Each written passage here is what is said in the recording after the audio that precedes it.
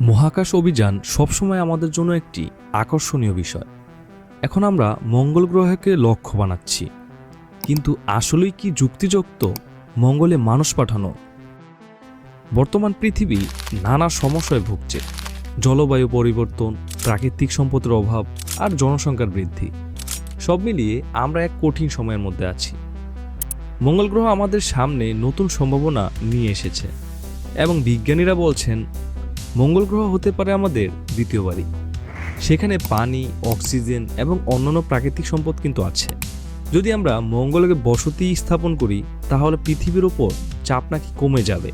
নতুন আবাস গড়ে তোলা মানে আমাদের টিকে থাকার সুযোগ বাড়ানো। কিন্তু প্রশ্ন হলো, আমরা কি এটা করতে পারবো? মঙ্গলে মানুষ পাঠানো কিন্তু শুধু বসবাসের জন্য নয়, বরং গবেষণার জন্য।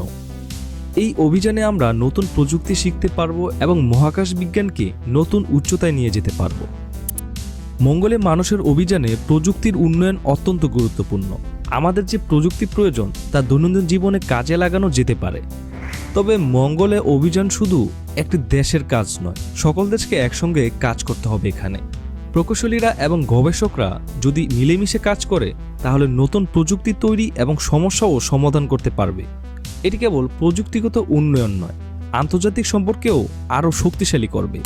কিন্তু আমাদের মনে রাখতে হবে, এই সহযোগিতা সঠিকভাবে কাজ করছে কিনা।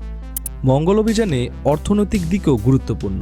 মহাকাশ গবেষণা নতুন শিল্প এবং কর্মস্থান সৃষ্টি করবে।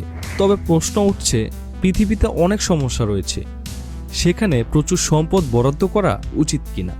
আমাদের কি আগে পৃথিবীর সমস্যার সমাধান করা উচিত?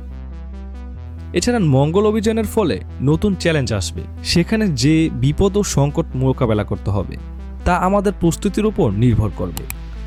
এই অভিযানের জন্য আমাদের মনোবল এবং সম্পদের প্রয়োজন। মঙ্গলে মানুষ পাঠানো একটি জটিল বিষয়।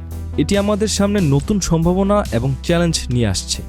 এই অভিযান কি আমাদের ভবিষ্যৎকে উজ্জ্বল করবে নাকি নতুন সমস্যা তৈরি করবে? সময় দেবে উত্তর।